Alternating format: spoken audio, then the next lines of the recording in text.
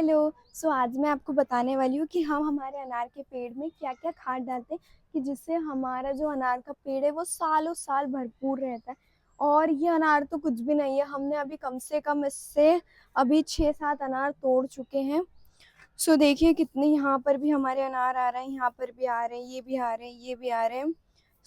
Main सबसे पहले जब लोग पौधे लगाते हैं सबसे ज़्यादा ये गलती करते हैं कि वो शुरू में ही मिट्टी में लगा देते हैं और वो सोचते हैं कि हम उनमें बाद में खाद डालेंगे, लेकिन ऐसा कुछ भी नहीं होता है। जैसे ही आप पौधा कुछ भी लगाते हैं तब उनमें जब आप मिट्टी भी बनाते हैं ना तब भी आपको उसमें खाद मिलाना ज़रूरी है, क्योंकि जो जैसे कि मान लीजिए आपको है ना छोटे से उसको इतना पोषण देना ज़रूरी है कि वो जब जो पेड़ बड़ा हो तब वो जल्दी-जल्दी आपको फ्रूटिंग करना स्टार्ट करे।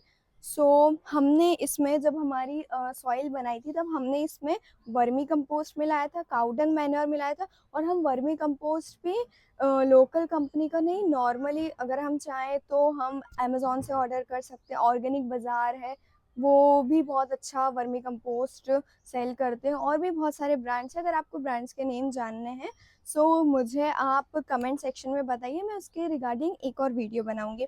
अभी मैं आपको नाम बता देती हूँ कि मैंने इसमें कौन-कौन से जो खाद थी वो मिलाई थी। हमने वर्मी कंपोस्ट मिलाई थी, काऊ डंग मैन्योर मिलाई थी और उसके बाद हमने नीम की खली, सरसों की खली, थोड़ी-सी फिश मील, बोन मील, ये सारी चीज़ें मिलाई थी। और मेन चीज़ है, हमें मिट्टी में ना सबसे पहले हमें रेत डालना ज़रूरी है ताकि जब बारिश हो ना तो इसमें ना मिट्टी में पानी ना जमे, क्योंकि सबसे मेन गलती हम यही करते हैं कि हम सोचते हैं कि रेत का क्या काम, रेत में मिट्टी का क्या काम, मिट्टी में रेत का क्या काम। ये सबसे पहली हम गलती करते हैं, ये हमें नहीं करना है। रेत तो भले ही से हम थोड़ी-सी मिलाएँ लेकिन हमें मिलाना बहुत ज़्यादा ज़रूरी है।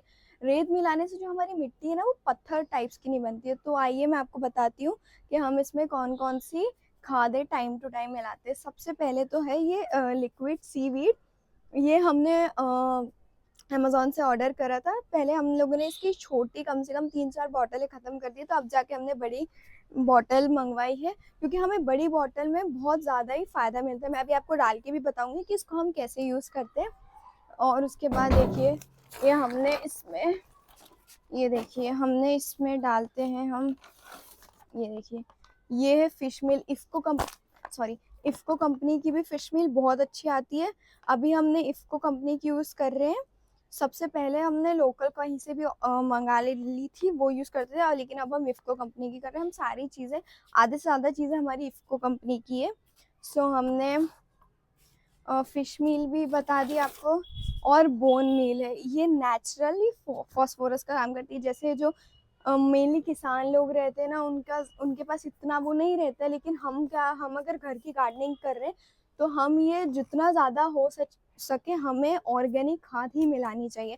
ये सारी ऑर्गेनिक है, इसमें कुछ भी केमिकल का यूज़ नहीं है। जो हमारे ये अनार आए हैं इसमें कुछ भी हमने केमिकल की खाद नहीं मिलाई है। सबसे पहले हमने इफ़को की ही बोन मील यूज़ करी है, इफ़को का ही हमने फिश मील भी यूज़ करी है, फिर इसके बाद हमने इफ़को की ही पोटाश मील यूज़ करी है।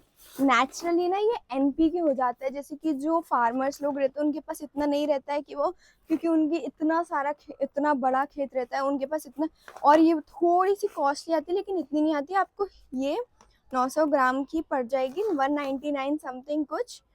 ये बहुत अच्छी है। ये पोटाश मील है, ये भी इफ़को की है।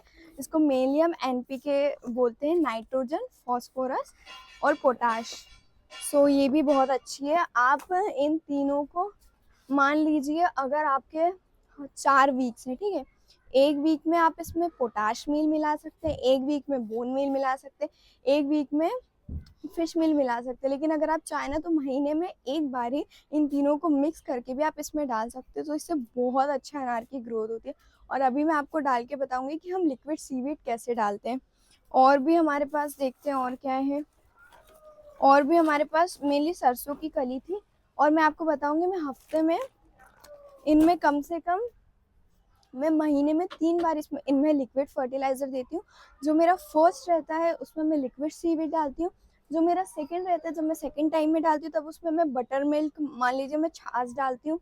छाछ में पानी मिला के ही डालना। कभी भी आप छाछ को डायरेक्ट डालने की गलती ना करें, क्योंकि उससे बहुत सारे मिट्टी में कीड़े हो जाते हैं जो आपके इसके लिए नुकसानदायक रहते हैं। सो आप छाछ को पानी में मिला के डालें।